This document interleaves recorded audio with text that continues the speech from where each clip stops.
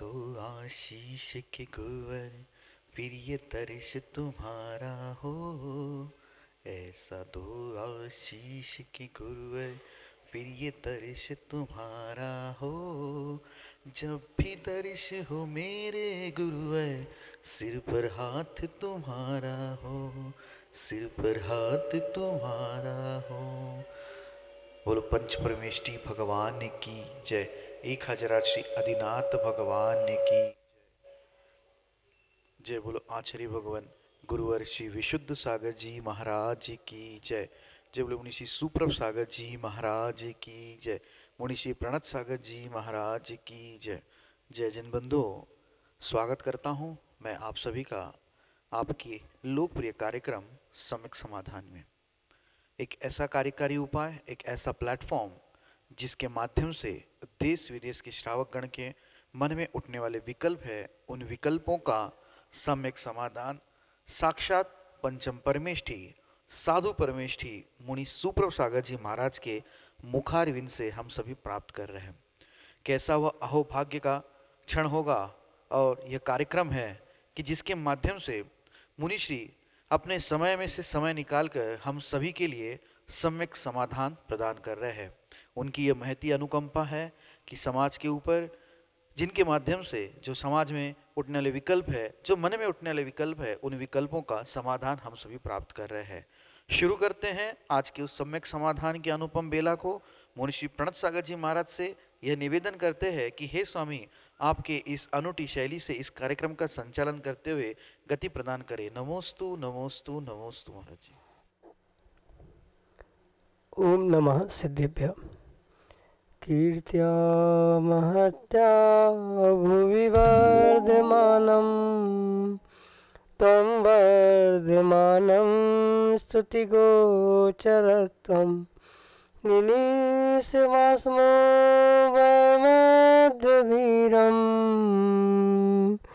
विशीर्णदोषास्यपाशबन्धम् विशीर्णदोषास्यपाशबन्धम्। पंच परमेष्ठी भगवान की, परम पूज्य आचार्य भगवंत गुरुवर विशुद्ध सागर जी मुनि महाराज जी की, परम पूज्य आचार्य भगवान विभव सागर जी मुनि महाराज जी की, परम पूज्य मुनि श्री सुप्रभ सागर जी महाराज जी की, परम पूज्य मुनि श्री प्रणत सागर जी महाराज की। जीवन में सुख शांति की प्राप्ति निर्विकल्प अवस्था में ही संभव है और उनका ही जीवन महान होता है जो इस दिशा में अपना पुरुषार्थ करते हैं। लेकिन पुरुषार्थ करने के लिए कोई ना कोई माध्यम भी आवश्यक है और गुरुओं की महती अनुकंपा हम सबको प्राप्त हुई, क्योंकि गुरु का जीवन स्व और परोपकार के लिए ही हुआ करता है और वह स्वयं के उपकार के साथ साथ परम पूज्य आचार्य भगवंत गुरुवर विशुद्ध सागर जी महाराज की महती अनुकंपा हम सब पर हुई कि उनके आशीर्वाद से उन्हीं के सुयोग्य शिष्य परम पूज्य मुनि श्री सुप्रभ सागर जी महाराज ने हमको समीचीन विकल्पों का सम्यक समाधान के माध्यम से एक ऐसी विधा प्रदान की जो हमारे मन को निर्विकल्पता की ओर ले जाने वाली है। क्योंकि विकल्प तो प्रति समय प्रतिपल व्यक्ति के मन में उठते ही रहते हैं, लेकिन उन विकल्पों में यदि समीचीनता है और समीचीनता के साथ ही यदि उन विकल्पों का सम्यक समाधान किसी निर्ग्रंथ गुरु से प्राप्त हो जाता है तो निश्चित ही वह हमारे कल्याण का मार्ग खोल देता है। ऐसे आत्मकल्याण की प्राप्ति का वह एकमात्र कार्यकारी उपाय समीचीन विकल्पों का सम्यक समाधान हम सभी प्रतिदिन आगम के परिप्रेक्ष्य में प्राप्त कर रहे हैं। आज हम सभी का परम सौभाग्य है कि परम पूज्य मुनि श्री सुप्रभ सागर जी महाराज गुरुवार के दर्शन हेतु बढ़ रहे हैं और आज उस धरा पर है जहाँ से महान सारस्वत कवि आचार्य भगवंत विभव सागर जी महाराज ने कभी इस धरा पर जन्म लिया था।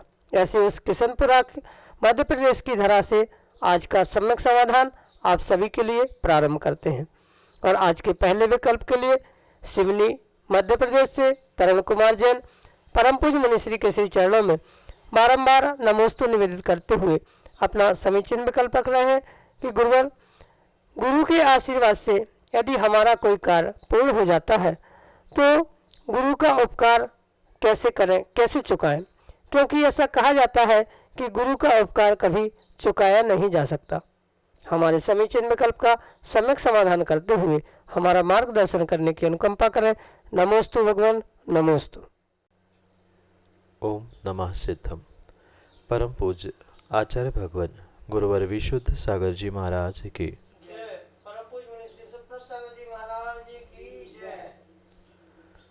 गुरु के उपकार वर्णे न जाए, गुरु नाम जपो मन वचन का। ये जो पंक्ति आपने सुनी होगी, बिल्कुल ऐसा ही गुरु का उपकार और बिल्कुल ऐसी ही गुरु की महिमा एक शिष्य के, एक भक्त के जीवन में हुआ करती। मात्र एक ही गुरु नहीं, जो निर्ग्रंथ गुरु है, उन प्रत्येक निर्ग्रंथ गुरु के समाज के प्रति, भक्तों के प्रति, शिष्यों के प्रति अनंत अनंत उपकार हुआ करते। क्योंकि बिना गुरु उपकार के वर्तमान के परिप्रेक्ष्य में व्यक्ति धर्म और धर्म की क्रियाओं के प्रति कभी भी संलग्न नहीं हो सकता। इसलिए चाहे छोटा उपकार हो, चाहे बड़ा उपकार हो, चाहे व्यक्तिगत रूप से आप पर किया गया उपकार क्यों ना हो, वह किसी भी प्रकार से पूर्ण रूप से प्रति उपकार के रूप में परिवर्तित नहीं किया जा सकता। क्योंकि गुरु बहुत श्रेष्ठ और ज्येष्ठ स्थान पर होने के कारण मात्र गुरु के उन उपकारों का स्मरण करते हुए गुरु नाम जपना, जीवन भर उस उपकारों को याद करना, यही एक प्रकार का गुरु के प्रति उपकार हो सकता है। क्योंकि आचार्य भगवंतों ने स्पष्ट रूप से लिखा है कि जो जीव किसी भी जीव ने अपने ऊपर किए गए उपकारों को भूल जाता है, वह इस संसार में, इस दुनिया में सबसे बड़ा पापी है, सबसे बड़ा कृतघ्नि है। क्योंकि एक अक्षर का भी किसी ने आप पर उपकार किया है, एक चवन्य अठन्नी का भी किसी ने उपकार किया है, तो वह आपके लिए जीवन भर के लिए एक श्रेष्ठ उपकार को याद करने के लिए और प्रत्युपकार करने के लिए निमित्त बन सकता है। अगर कोई व्यक्ति ऐसे जीवों को भूल जाता है तो उसे नीतिकारों ने और आचार्य भगवंतों ने महापापी की पद से या महापापी कहते हुए उद्घाटित किया। इसलिए चाहे गुरु के उपकार हो या किसी के भी उपकार हो, वह जीवन भर किसी भी प्रकार से भूलना नहीं चाहिए। और विशेष करके गुरु के छोटे छोटे उपकार ही जीव को, व्यक्ति को कहीं न कहीं परम उत्कृष्ट स्थानों पर पहुंचाने के लिए निमित्त बन सकते हैं। इसलिए भले ही आपका उपादान था, आपका पुरुषार्थ था, पर उस उपादान और पुरुषार्थ के लिए गुरु का आशीष रूपी जो उपकार आपको मिला है, उसको जीवन भर याद करते रहना, उसका स्मरण करते रहना। और जब जैसे गुरु को आवश्यकता पड़े, क्योंकि ये तो स्वाभाविक सी बात है, पुण्य का उदय कम जाता सब जीवों के साथ होते हुए देखने में आता है। जब तीव्र पुण्य उदय होता है तो बहुत सारे जीव व्यवस्था बनाने के लिए, सेवा करने के लिए मिलते हैं, पर ढलती उम्र में जैसे ही पुण्य भी ढलता है, वहाँ विशेष करके आप ये याद रखें कि गुरु के आशीष से आप पर जो उपकार हुआ, किया गया है या हुआ है, उसका प्रत्युपकार आप समय समय पर उनकी सेवा, समय समय पर उनकी संघ की आदि की व्यवस्था करना, उनको कहना ना पड़े पर फिर भी हम गुरु की उन संघ के साधुओं की या व्यक्तिगत गुरु की जो व्यवस्था के रूप में सहयोग प्रदान कर रहे हैं, यही बहुत बड़ा गुरु के प्रति उपकार हो सकता है। क्योंकि उनके उपकार इतने अनंत है कि किसी भी प्रकार से समुद्र भरी स्याही से आप का उस धरा जैसे कागज पर, यानी इतने बड़े कागज पर उनके उपकार, उनकी महिमा, उनके गुणों का वर्णन लिखने का प्रयास भी करो तो उनका उपकार कभी भी पूर्ण नहीं हो सकता। इसलिए कम से कम उन्होंने किए गए उपकारों को याद करते हुए, स्मरण करते हुए, कहीं न कहीं उनके उपकारों की भावना बनाए रखना, समय समय पर उनकी वैयावृत्ति, सेवा, संघ की व्यवस्थाएं आदि में संलग्न होने से कुछ अंशों में उन्होंने किए हुए उपकारों का प्रत्युपकार हो सकता है। यही आपके लिए सम्यक समाधान। अगले समीचीन विकल्प के लिए देवेंद्र कुमार जैन किशनपुरा मध्य प्रदेश से हमारे सामने। महाराज जी, लोग कहते हैं घर में मंदिर ठीक नहीं है, क्या है सवाल ठीक है? हमारा समाधान करें। नमस्ते। कुछ तो लोग कहेंगे, लोगों का काम है कहना। अगर प्रत्येक बात हम लोगों की, समाज की और आने जाने वालों की सुनते रहेंगे तो जीवन में कभी भी अच्छा कार्य नहीं कर सकते। इसलिए आगम के परिप्रेक्ष्य में ये बहुत अच्छी बात समझने की आवश्यकता है। मंदिर मात्र एक प्रकार का नहीं होता। आगम में 3 प्रकार के चैत्यालय या 3 प्रकार के मंदिर की व्याख्या आचार्य भगवंतों ने प्रदान की है। एक सामान्य रूप से जो सामूहिक मंदिर होता है वह मंदिर के रूप में स्वीकार किया जाता है, दूसरा गृह चैत्यालय के रूप में स्वीकार किया जाता है और तीसरा जो होता है उसे चल चैत्यालय के रूप में स्वीकार किया जाता है। पहले काल में श्रावक एक स्थान से दूसरे स्थान तक लंबे समय तक जब यात्रा करने के लिए जाते थे तो स्वयं अपने पास भगवान और चैत्यालय साथ लेके चलते थे, तो उसको आचार्यों ने चल चैत्यालय के रूप में स्वीकार किया। जो घरों में भगवान आदि विराजमान किए जाते हैं और वहाँ भगवान की पूजा अभिषेक आदि क्रियाएं की जाती है, तो वहाँ उस मंदिर को गृह चैत्यालय के रूप में स्वीकार किया जाता है। इसलिए गृह चैत्यालय या गृह में चैत्यालय होना, घर में मंदिर होना, ये किसी भी प्रकार से आगम के परिप्रेक्ष्य में दोष नहीं है। व्यक्ति कौन क्या कह रहा है, क्या कर रहा है, उसका व्यक्तिगत निजी विचार हो सकता है, उसकी व्यक्तिगत सोच हो सकती है, पर आगम में किसी भी प्रकार से उसका निषेध नहीं है। पर उसके जो नियमावली लिखी है कि भगवान श्री जी की प्रतिमाएं कितने ऊंचाई तक होनी चाहिए, किस प्रकार से होनी चाहिए, वेदी या स्थान कैसा होना चाहिए, उस सभी स्थानों का या सभी कार्यों का चयन करते हुए अगर वह कार्य कर रहे हैं तो लोगों की बातों में ना आते हुए या आप अवश्य निर्णय करें कि ये उत्कृष्ट कार्य है, इसमें आगम के परिप्रेक्ष्य में दोष नहीं है। इसलिए आप मंदिर को गृह चैत्यालय के रूप में मानते हुए वह घर में जो मंदिर है आपका वह किसी भी प्रकार से दोषयुक्त नहीं है। आप बहुत भक्ति भाव से, श्रद्धा से भगवान की पूजा अर्चना आदि कार्य करते रहे, उसमें किंचित भी दोष नहीं है, क्योंकि गृह चैत्यालय भी आगम में स्वीकार है। यही आपके लिए सम्यक समाधान। श्रीमती कल्पना जैन किशनपुरा मध्य प्रदेश से अगले समीचीन विकल्प के साथ। नमस्ते महाराज जी। जी वो लेते कि ये अपने व्यर्थ करते हैं तो व्यर्थ छूट जाते हैं, तो वो अधूरे रह जाते, तो शुरू से करें कि मतलब बाद में पूरे रह जाते हैं। नमस्ते महाराज जी।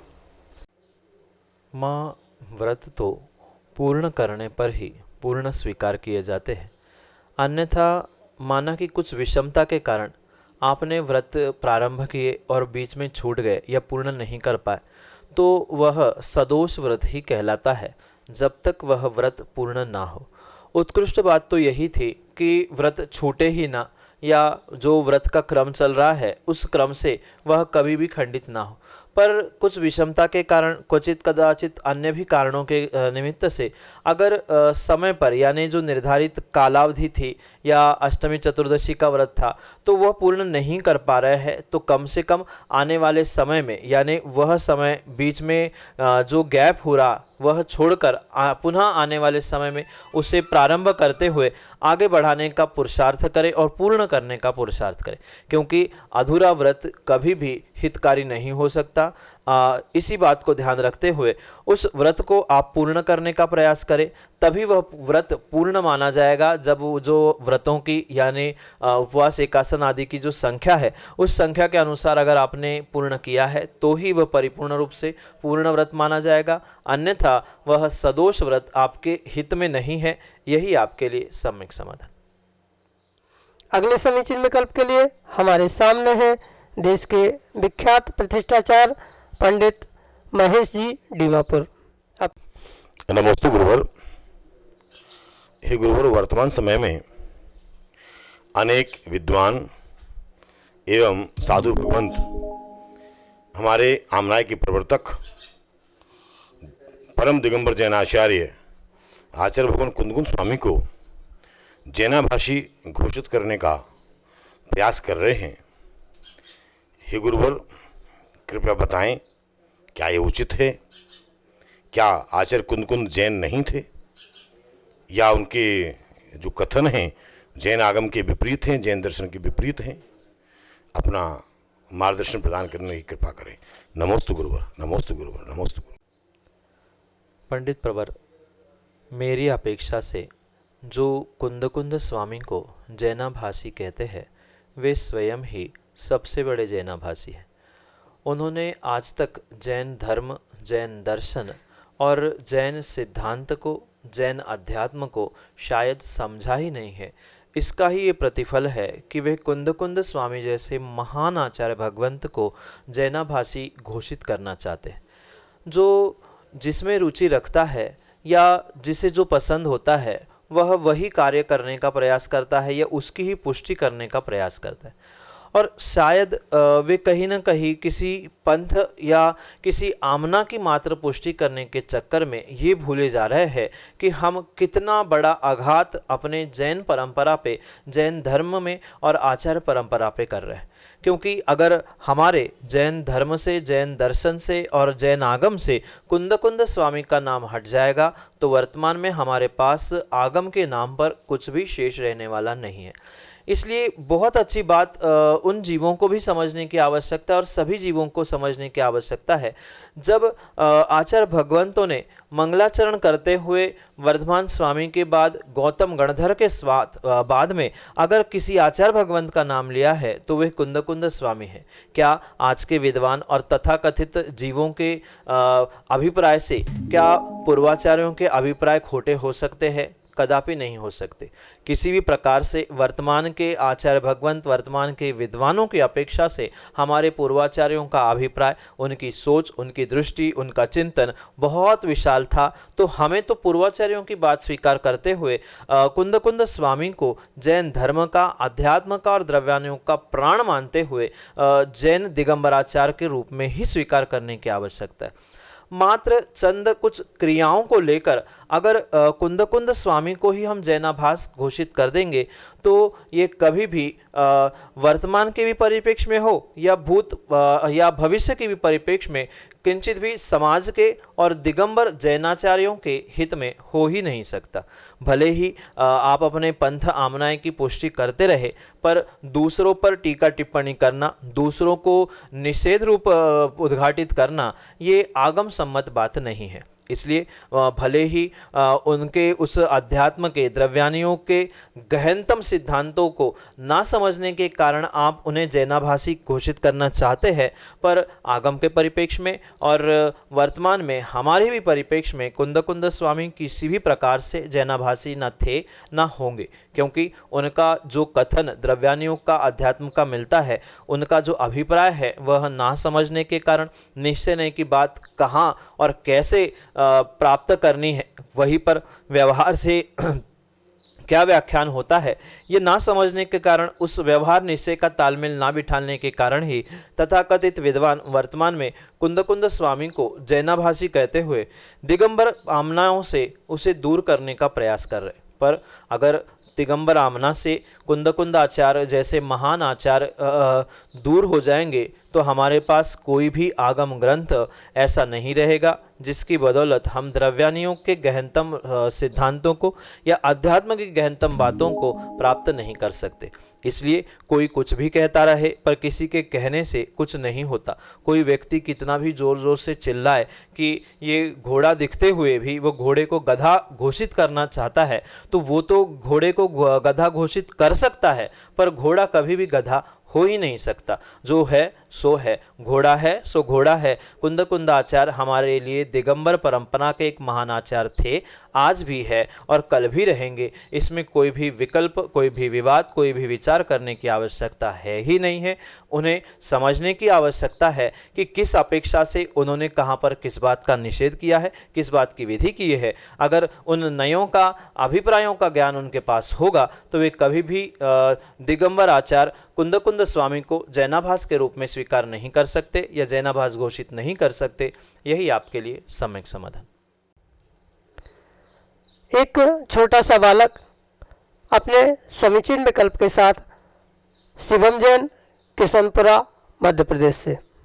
नमस्ते महाराज जी, मेरा एक प्रश्न है कि लोग कहते हैं कि शांतिनाथ विधान करने से ही शांति प्राप्त होती, क्या ये सत्य है? आदिनाथ भगवान की वो विधान करने आदि से शांति प्राप्त नहीं हो सकती?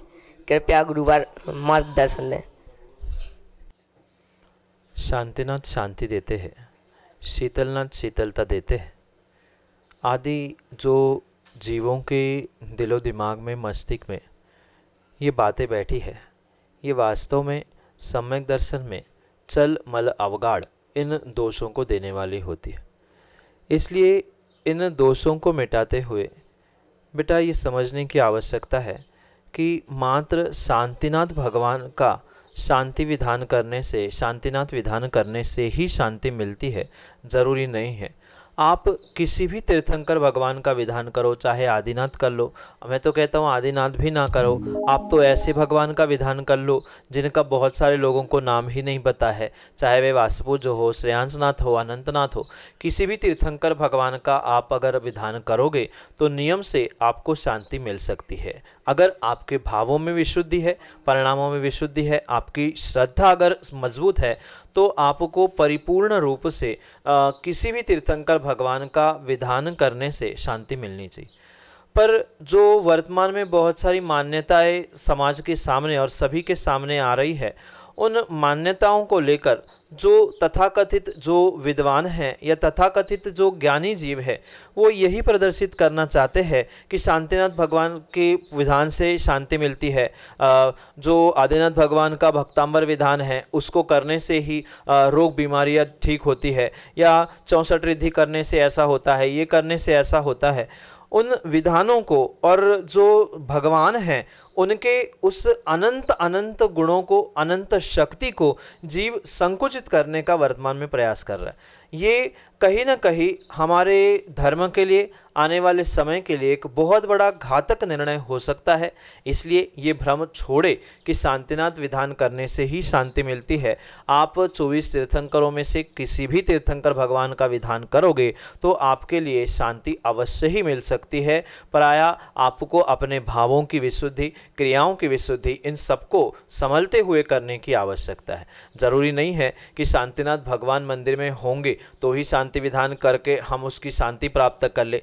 हम किसी भी तीर्थंकर भगवान के सामने, किसी भी तीर्थंकर भगवान का विधान करते हुए परिपूर्ण रूप से एक उत्कृष्ट भावों के साथ जीवन में शांति, सुख आदि आदि प्राप्त अवश्य ही कर सकते। इसलिए भ्रम मिटाए कि किसी भी प्रकार से शांतिनाथ भगवान ही शांति नहीं देते। जैसे कि मैंने पहले ही कहा, अगर ऐसा किसी का अभिप्राय है कि शीतलता देने वाले शीतलनाथ ही है, मुनि सूरतनाथ भगवान ही मात्र हमारे शनि दोष को दूर करते हैं, या वर्तमान में जो जितनी जितनी व्यवस्थाएं बनी हैं ये मात्र चंद अज्ञानी ज्ञानी जीवों के द्वारा ही उसको फैला दिया गया है, पर ऐसा नहीं है। आप 24 तीर्थंकरों में से किसी भी तीर्थंकर भगवान का विधान कर लो, वह आपके पापों का नाश करने के निमित्त से आपको शांति देने वाले हो सकते हैं, आपके सर्पयोग आदि को भी ठीक कर सकते हैं। अनेक दोषों को निवारण करने के लिए वे सभी भगवान का विधान आपके लिए कार्यकारी उपाय बन सकता है। इसलिए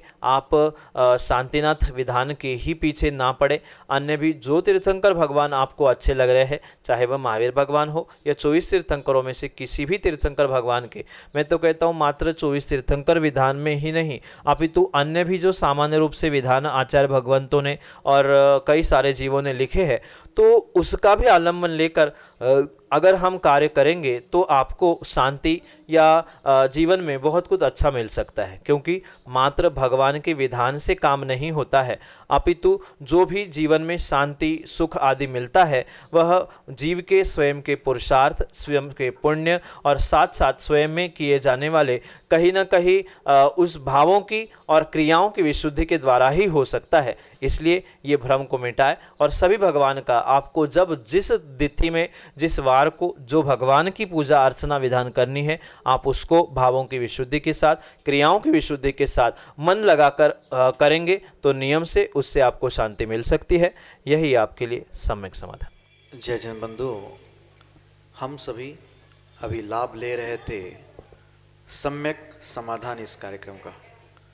प्रतिदिन यह कार्यक्रम 5:13 पे सुप्रभ ओवाच इस यूट्यूब चैनल के माध्यम से प्रसारित होता है। आज हर घर में स्मार्टफोन है, स्मार्टफोन में यूट्यूब का ऐप होता है। यूट्यूब के ऐप पे आप सर्च पे जाके सुप्रभ उवाच सर्च करिएगा। सुप्रभ, मुनिषी सुप्रभ सागर जी का नाम सुप्रभ, वाणी का पर्यायवाची नाम उवाच, सुप्रभ उवाच यह यूट्यूब चैनल का नाम है। आप उसके माध्यम से यूट्यूब पे सर्च करिएगा। प्रतिदिन यह कार्यक्रम 5:13 पे यूट्यूब चैनल पे प्रसारित होता है। सम्यक समाधान इस नाम से। 8707548811 नोट करिएगा नंबर 8707548811। यह व्हाट्सएप का नंबर है। यह व्हाट्सएप के नंबर पे आप अपने विकल्प हम तक पहुंचा सकते हो।